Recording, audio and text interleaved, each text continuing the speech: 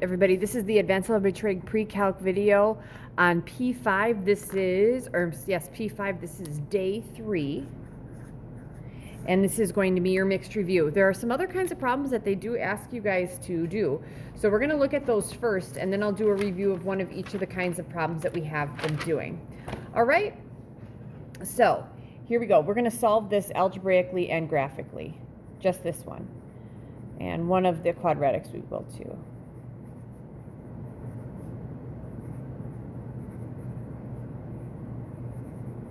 All right, number 1, the absolute value of 3x plus 8 equals 23. All right, so if I was asking you guys, okay, what if I didn't know what was inside of this? Make this a little smaller. What if I didn't know what was inside of the absolute value, which I really don't? So if I said, okay, the absolute value of something is equal to 23, what could that something be? What couldn't it be? Could be absolute value, could be 23. That equals 23. Is there anything else? Yeah, negative 23 would be 23. So whatever's in there is going to equal 23 or negative 23. What's in there? 3x plus 8. So 3x plus 8 is going to equal 23, or 3x plus 8 is going to be negative 23. So here I'm going to subtract 8. 3x equals, what is that, 15 divided by 3x equals 5. And here I'm going to subtract 8. We get 3x equals, what is that, negative 31 divided by 3. X equals negative 31 thirds, or that's negative, what, 10 and 1/3? I'd be negative 10.3 repeating. All right, so those are the ones I should get. So here's the thing. In order for me to show this graphically, I am going to introduce y's so I can figure out the x's, because the only thing I have to do is the x's. So what I'm going to do is I'm going to look at y equals this absolute value of 3x plus 8, and y equals the absolute value, or y equals 23. I'm sorry, there wasn't an absolute value with the 23. In my calculator, knowing that I should get 5 and negative 10.3 repeating. All right, so I'm going to go to y equals. Okay, I'm going to clear this out. I need an absolute value. So I'm going to go to math. Where is that math button? Here we go, math. You go over to number, and ABS is number 1. Now, some of you will be like me and you get absolute value bars, which is awesome. You're just going to put 3x plus 8 in there. And we're done with that. And then in the next one, this will be my second y, we're going to put 23. All right, so I'm going to do a zoom 6. Again, if you need me to look at how you find the absolute value, you're going to go math, over to number, and then ABS. There it is. Okay, I don't need that. Okay, I'm going to do a zoom 6. That's a standard graph. Ooh, and it looks like I have 1. Okay, but I don't have where y equals 23. So where would all the y's be 23? Well, the y's are at 10 here. Wouldn't 23 be way up there? So let's switch our window. So we're going to go to the window. Our y's only go up to 23, so we want to switch them, so not going up to 10. Let's have them go up to 30, and we'll graph that. All right, so then I'd ask you guys, okay, looks like, where am I going to look to find my solution? Where do you think the solution to these are? Well, it should be where they intersect. Now, I see an intersection here, and I see one over there as well. So let's find an intersection. So I'm going to go to the calc button. That's where we found the zeros. That's where you're finding every single point. So second trace. We are going to find an intersection, which is 5. You're going to move your cursor closer to the intersection, because it says first curve. So I'm on my first curve, and the first curve is the absolute value. Press enter. Then it jumps to the second curve, which is y equals 23. We're going to press enter because I want that. Anytime it presses or says guess, you're going to press enter. All right, and I have a point at 523. All right.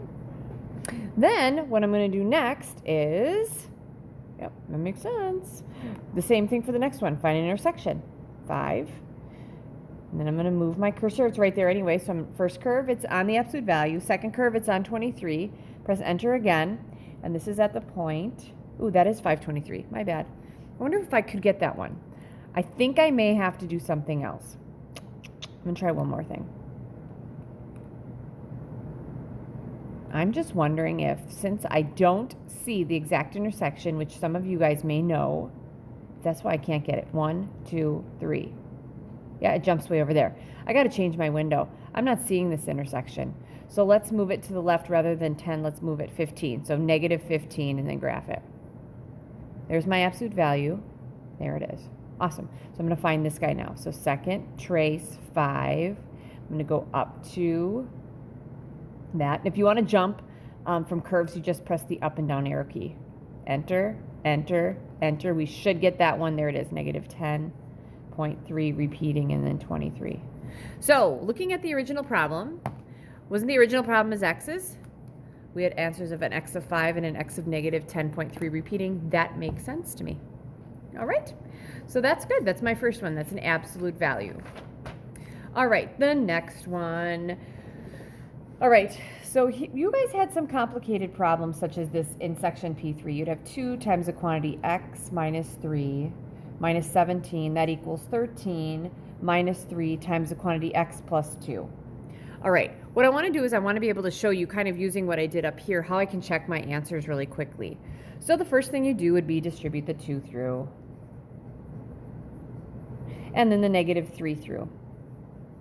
And then we combine like terms. And that would give me a negative 3x plus 7. And then I'm going to add 3x. I'm going to add 23. I end up with 5x, this is gone, equals, this is gone, 30, right? And then divide by 5, x equals 6. So let's just say I really don't want to put 6 back in there. I want to see what my answer is graphically, because I kind of cheat a lot. So what I'm going to do in one y is I'm going to put the 2 times the quantity x minus 3 minus 17, and in the other y, 13 minus 3 times an x plus 2. We'll find where those guys intersect. So let's go to our y equals and clear out what we have. Clear is underneath all those arrows. We're going to have 2 times the quantity x minus 3 minus 17. And then 13 minus 3. Make sure you use the minus sign and not the negative. That's below the 3. Plus 2. I'm going to do zoom 6 because that's just a standard graph. Ooh, there I got 1. Ooh, there I got 2. So it looks like my intersection would be down there, because what am I going to look for? I'm going to look for the intersection. So let's move our y's down more. Rather than going down 10, let's go down 20. That's my first curve, and that's my second curve, and I see it. So now I'm going to find that intersection. Second, calc, intersect 5. You can just press enter 3 times, and it should get you there. 6, negative 11. Does that tell me if I'm correct? Yes, it does, because I introduced y's to verify an x of 6. So that checks it. So that's how you can use your graphics calculator to check things. All right, then I had a third one that was a little different than what we've had. The square root of x plus 7 plus 5 equals x. All right, this is super complicated. So the first thing I want to do is, this square root is super nasty, and I don't want to have to deal with it. And I can't square it yet because the 5's here. So let's get rid of the 5. Subtract 5. So I'm going to have the square root of x plus 7 equals x minus 5. All right, then I'm going to square these, because what will happen on the left side is we get x plus 7 equals, this is actually x minus 5 times an x minus 5. So we're going to have x squared minus 5x, and then minus 5x plus 25. This will make it equal to x squared minus 10x plus 25. All right, I want to get the x by itself. Okay, and I'm seeing a square here, which is actually quite interesting to me. So since I see a square, maybe I can factor this eventually. Let's make this equal to 0. And if I can't factor, most kids will say, well, why don't we just use the quadratic formula? So probably should have put the minus x underneath the minus 10. And then I'm going to have plus, what, 18? All right, then we're going to factor this. So maybe I won't do a factoring problem. X squared is x and x. 18 is 9 and 2. I need my outside and inside to be a negative 11. X. On the outside, I have a 9x, and on the inside, I have a 2x. Can I make a 9x a 2x into a negative 11x with the same sign? Yep, make them both negative. All right. So then, remember that when you're factoring, either this equals 0 or that equals 0. So we say either this equals 0 or that equals 0. Add 2, add 9. So it makes sense that we're going to have two answers that are exactly the same, or that we would have two answers because we've been having two answers. Okay, but let's go ahead and let's check this one graphically, see what happens. Okay, so I'm going to make the top guy y1 and this guy y2. All right, clear those out. All right, move that over a little more. In y1, we're going to have the square root of, so second, x squared, we're going to have x plus 7. Then we're going to move out of that, so you're going to move that right arrow key, plus 5. And then the other one, we're going to have just an x. Okay, zoom 6, let's see what we get. So there it looks like that's my square root, and then the line. So guys, if that's how it's looking, and it's kind of like creeping up very slowly here, and it's going up there, how many intersections do you think we're going to have? How many x's? Just one. So let's see here. Intersect is 5. So we're going to get a little closer to that. Hit it 1, 2, 3. My intersection is at 9, 9. Well, remember we introduced x or y's to get an x. That 9 makes sense with that. So what's happening with the 2? Okay, because when x is 2 here, we're definitely not getting an answer. So let's substitute it in here. The square root of, let's go with 2 plus 7, I'm sorry, getting ahead of myself, plus 5. That's going to equal my x, which is 2. 2 plus 7 is 9. The square root of 9 is 3. 3 plus 5 is not equal to 2 because we get 8, which is not equal to 2. Okay, this is actually a good example. X equals 2 is what we call an extraneous solution, and we'll get to more of these this year. It's a solution found algebraically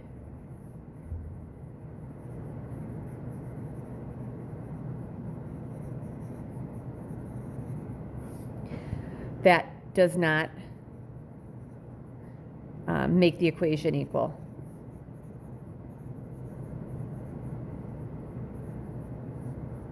When checked. Okay, we're going to get some more extraneous solutions. I'm not sure how much in this beginning part, but I know in chapter 1 we will get to some, and definitely in chapter 2 we'll get to some extraneous solutions. Right? So this inadvertently gives me a factoring one, so I'm not going to do a factoring one. Let's go next to this guy. So I'm not going to factor. This is number 4. We're going to solve. Quantity x minus 7 squared minus 4 equals 9. Okay? So we have different ways to do this. We could try to factor it, which it looks super nasty. I'm not factoring it. Completing the square. It's not written in a way I'd complete the square. But I can extract some roots. So let's start by adding 4. Because when I have x minus 7 squared equals 13, what's my next step? Yep, I'm going to take a square root.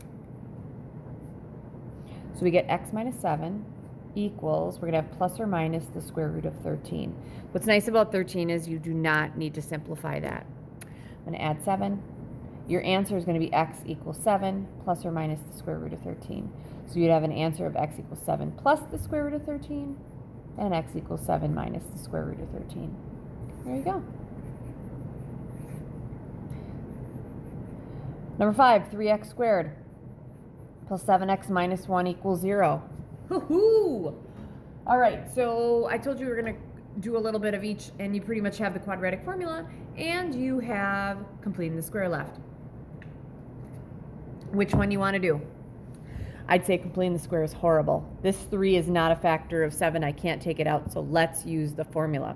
We're going to take, remember, it's the opposite of b, plus or minus the square root of b squared minus 4ac all over 2a. My a is 3, my b is 7, and my c is negative 1. Let's see how this works. X equals the opposite of b, negative 7, plus or minus. Now, if you want to press pause and then just go to the end and see if you're right, you could totally do that. Okay, b squared, 7 squared is 49, minus 4 times a times c, 3 times a negative 1 is a negative 3.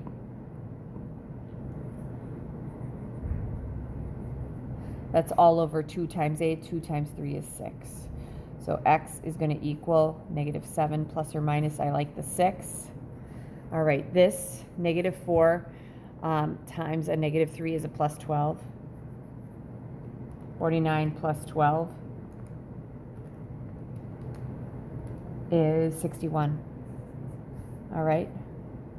And I don't think I can do anything with that, so my answer is going to be negative 7 plus or minus the square root of 61 over 6, which means it's negative 7 plus the square root of 61 over 6, and negative 7 minus the square root of 61 over 6. All right. Which brings me to my last example. Sorry, which number was that? That was 5. Number 6. Let's go with 7x squared plus 28x minus 13 equals 0. All right. This one I actually don't mind for using the quadratic formula. The only thing that kind of stinks is the 28 is kind of big. But I'm looking at, this is a perfect square. The 7 and the 28 are common. They have a common factor I can take out. I'm going to complete the square on this one. So it's been a little while since we've completed the square. I'm going to start by adding 13. So I'm going to have 7x squared plus 28x. This, I'm going to leave a little break, equals 13. Now we're going to take a 7 out.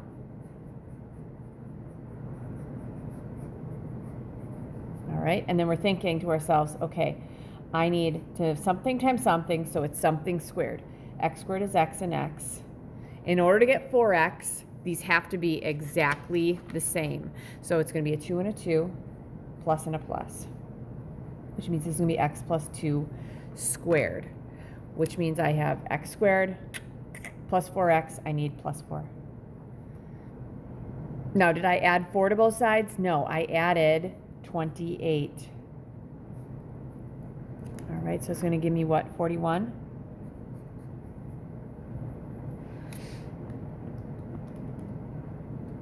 Yep. Next step, take the square root. X plus 2 equals plus or minus the square root of 41. Subtract 2. Your answer is going to be x equals negative 2 plus or minus the square root of 41, or x equals negative 2 plus the square root of 41, and x equals negative 2 minus the square root of 41.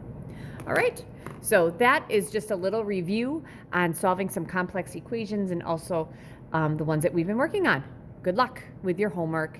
If you have any questions, pop into a Google Meet, because now we're starting to get into some tougher stuff. Bye.